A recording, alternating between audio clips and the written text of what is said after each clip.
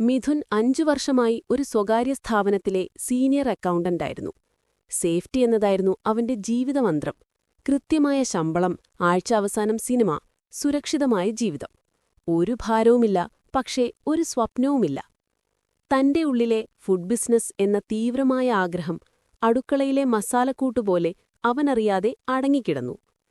ഒരു തിങ്കളാഴ്ച രാവിലെ ഒരിടിത്തീ പോലെ ആ വാർത്ത വന്നു: കമ്പനി അടച്ചുപൂട്ടി.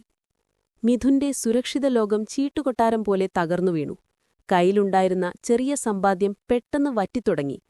അടുത്ത 3 മാസം അവൻ അനുഭവിച്ചത് വെറും വിഷാദമായിരുന്നില്ല, അക്ഷരാർത്ഥത്തിൽ ഉറക്കമില്ലാത്ത രാത്രികളായിരുന്നു. ഓരോ അഭിമുഖത്തിലും പരാജയപ്പെടുമ്പോൾ ഞാനൊരു പരാജയമാണെന്ന തോന്നൽ അവനെ ഞെരുക്കി. എല്ലാം നഷ്ടപ്പെട്ടെന്ന് കരുതിയ നിമിഷം കയ്യിലുണ്ടായിരുന്ന അവസാനത്തെ 1 ലക്ഷം രൂപ അവനെ അവന്റെ പഴയ ആഗ്രഹത്തിലേക്ക് തിരികെ വിളിച്ചു: ഭക്ഷണം. പാചകത്തോടുള്ള അവന്റെ അഭിനിവേശം, അമ്മയുടെ കൈപുണ്യം പോലെ മനസ്സിലുണ്ടായിരുന്ന പാചകരഹസ്യങ്ങൾ. അവനൊരു സ്ട്രീറ്റ് ഫുഡ് സ്റ്റാൾ തുടങ്ങി. ആളുകൾ ആദ്യം സംശയിച്ചു, പക്ഷേ അവന്റെ രുചിക്കൂട്ടുകൾ പെട്ടെന്ന് നഗരത്തിന്റെ സംസാരവിഷയമായി. ഇന്നോ മിഥുന്റെ റെസ്റ്റോറന്റ് രുചിവിരുത്ത് നഗരത്തിലെ നമ്പർ 1 പ്രീമിയം ഡൈനിംഗ് സ്പോട്ടാണ്.